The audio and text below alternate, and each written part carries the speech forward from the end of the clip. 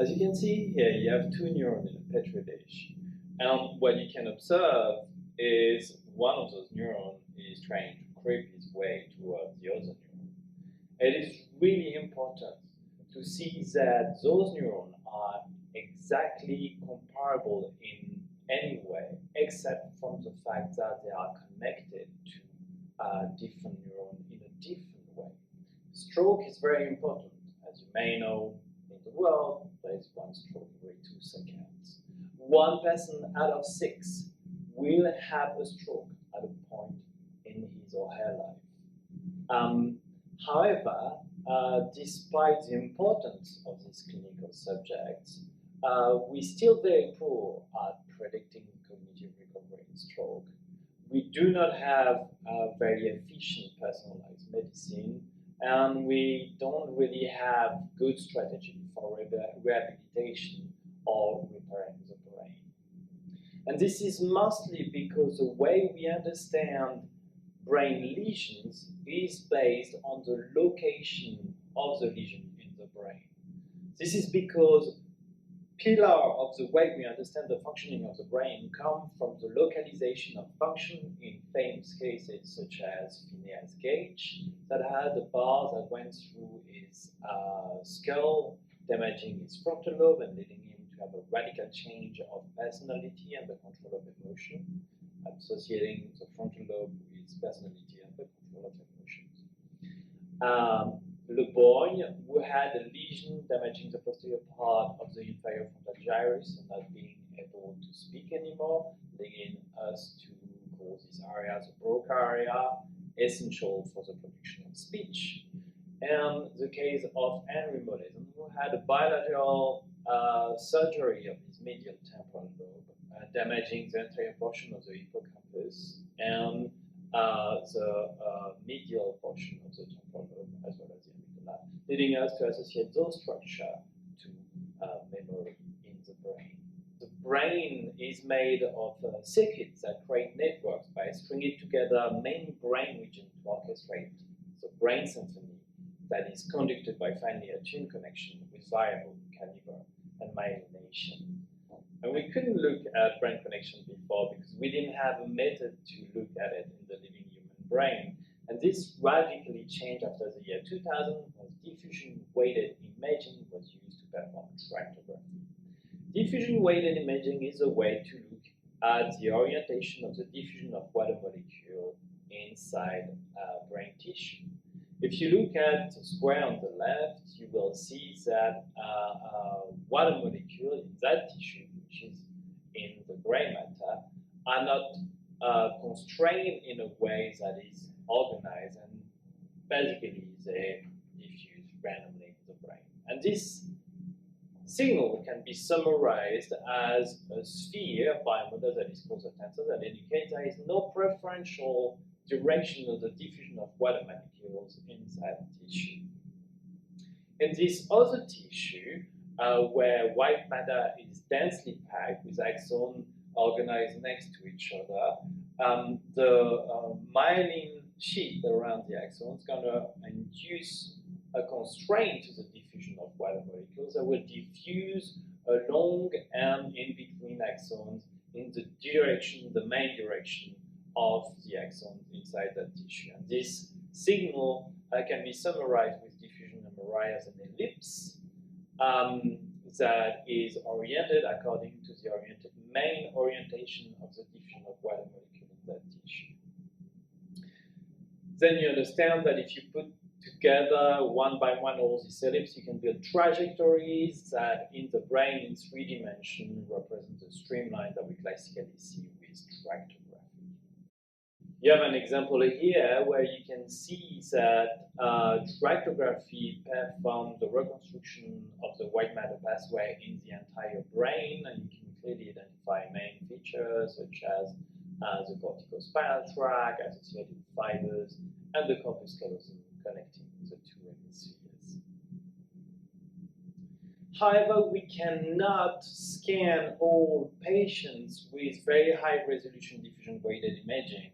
This will be too expensive, this will take too much time, and a lot of patients are not very willing to spend that much time in the MRI scan. So instead of scanning patients with the best diffusion-weighted imaging tractography sequence we could do, we created a software where we can bring the brain and the lesion of the patient inside a database derived from the Human Connectome project of high-resolution tractography in order to estimate the probability of disconnection produced by the lesion in that patient.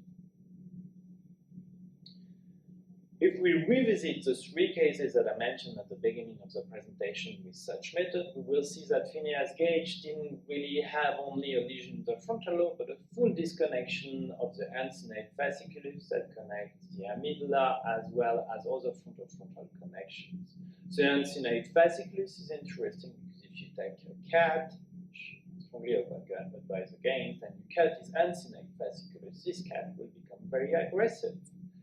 The disconnection of the frontal connection will fit pretty much very well with the idea of the branching model from Etienne Coquelin, or the frontal hierarchy, where the further you go inside the frontal lobe, the better you plan for the future.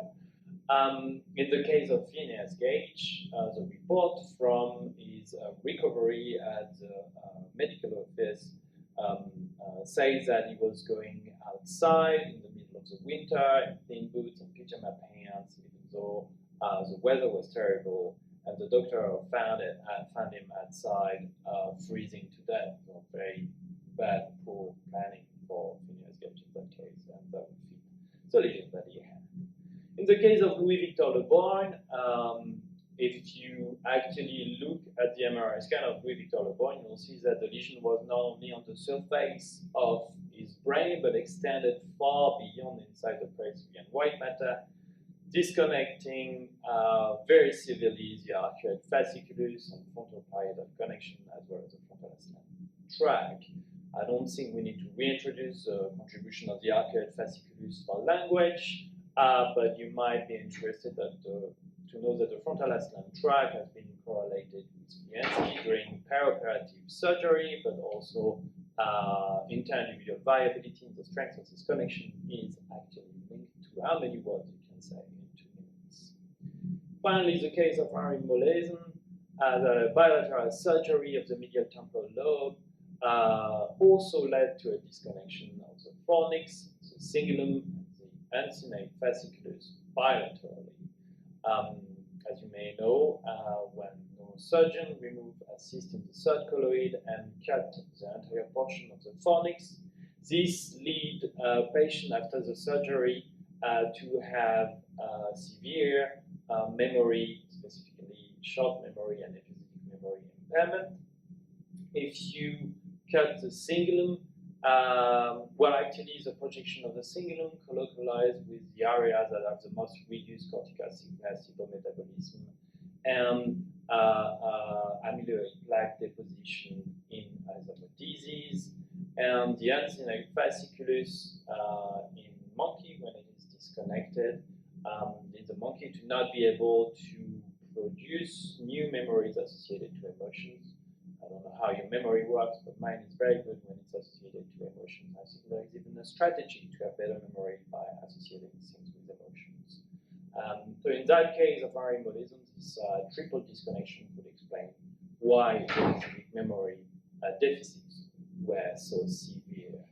To sum up, for these three cases, we can all agree that the disconnection paradigm and looking at the brain as and function as circuit rather than the localization of function is at least as good as what we learned at school, which was the classical localizationism and localization of functions. Now let's bring it to the clinic and try to repeat the experiment, not in 3 famous cases, but in thousands of patients with stroke. And if you take the stroke and produce a map of disconnection, you can actually embed this profile of disconnection in 2 dimensions using UMAP. And this UMAP is going to give you a representation of all the profile of disconnections, putting close together patients that have the same profile of disconnection and far apart patients that have different profile of disconnections. And when I saw this map at first, I was not so impressed. But then I started thinking that if I had to go anywhere in the world trying to explore the Amazonian forest, for example, I would definitely need a map to orient myself. And this is the same idea here, but in exploring stroke disconnection and its relationship with function. Having a map that holds a profile of disconnection might help me to reorganize the distribution of stroke and identify areas on this map that are related to visual neglect, for example, for the mountain of visual neglect, or the valley of aphasia or episodic memory deficits. And every time a new patient falls into this map, I'll be able to predict that this patient should show this kind of deficits.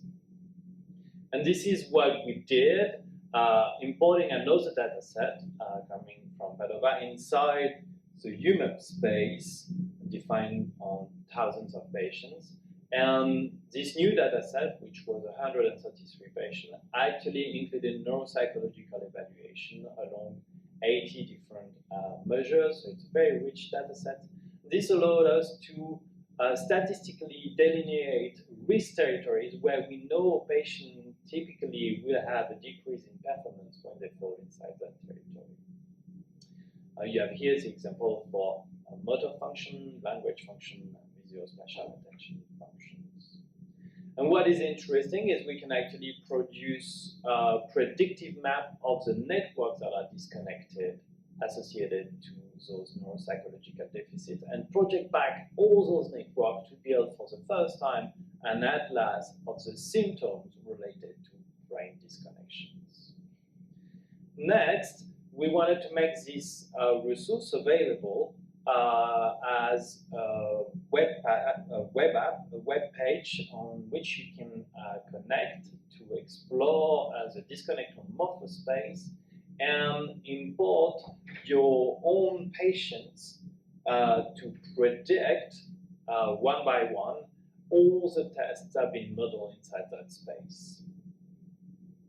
And you can see in this video.